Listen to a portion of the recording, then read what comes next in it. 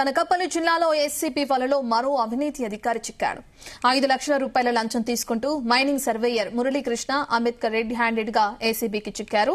దీంతో అనకాపల్లి జిల్లా మైన్స్ కార్యాలయంలో ఏసీబీ సోదాలు చేపట్టింది. క్వారీ సర్వే రిపోర్టు నిమిత్తం 15 లక్షల రూపాయలను సర్వేయర్ మురళీకృష్ణ డిమాండ్ చేయగా అడ్వాన్స్ రూపంలో మురళి 5 లక్షల రూపాయలు తీసుకుంటూ ఉండగా ఏసీబీకి చిక్కాడు. అనకాపల్లి వాసి శ్రీనివాసరావు కుమారుడు ఎస్ఎస్ సునీల్ కుమార్ ఇచ్చిన ఫిర్యాదు ఆధారంగా ఏసీబీ అధికారులు దాడులు చేశారు.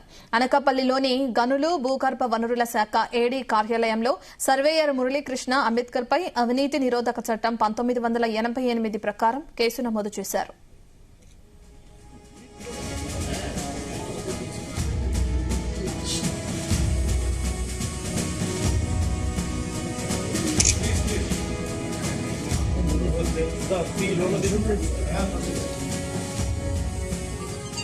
అనకాపల్లి మండలానికి సంబంధించినటువంటి ఊడేరు అన్న గ్రామంలో మైనింగ్ సర్వే లీజ్ నిమిత్తం ఆ ఫైల్ ప్రాసెస్ చేయడానికి గాను సర్వేయర్ గ్రేడ్ 3 గారు 15 lakhs బ్రైబ్ డిమాండ్ చేశారు. అందులో ఈరోజు ఒక 5 lakhs అడ్వాన్స్ ఇస్తుండగా ఏసీబీ వాళ్ళు రెడ్ హ్యాండెడ్ గా క్యాచ్ చేశాము.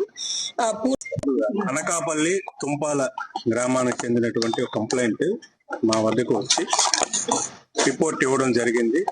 వారు చాలా కాలం క్రితం సుమారు 4-5 మాసాల నుంచి అప్లికేషన్ పెట్టుకున్నారు.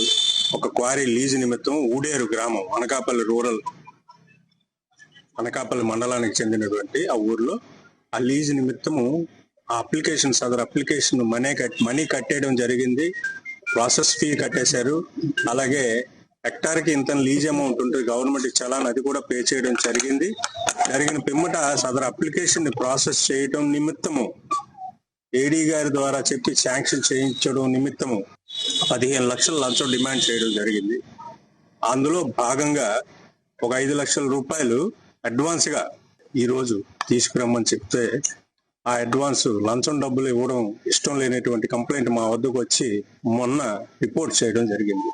మేము ఎంక్వైరీ చేసుకుని సదరు మురళీకృష్ణ గారిని ఈ రోజు ఆ కంప్లైంట్ ఎవరైతే ఉన్నారో వారు 5 లక్షల రూపాయల లంచం ఇస్తుండగా రెడ్ హ్యాండెడ్ గా పట్టుకోవడం జరిగింది.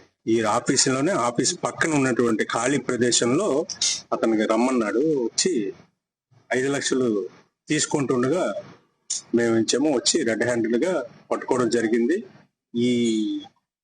అతని వద్ద నుంచి మురళీకృష్ణ గారి వద్ద నుంచి 5 లక్షల రూపాయల లంచం డబ్బులు స్వాధీనం చేసుకున్నాం. అలాగే ఆ కేసుకి సంబంధించినటువంటి ఫైల్ ని కూడా మేము స్వాధీనం చేసుకున్నాము. దర్యాప్తు కొనసాగుతుంది. అలాగే అతన్ని రేపు ఏసీబీ విశాఖపట్నం వారి కోర్టులో రిమాండ్ నిమిత్తము హాజరుపరుస్తాము.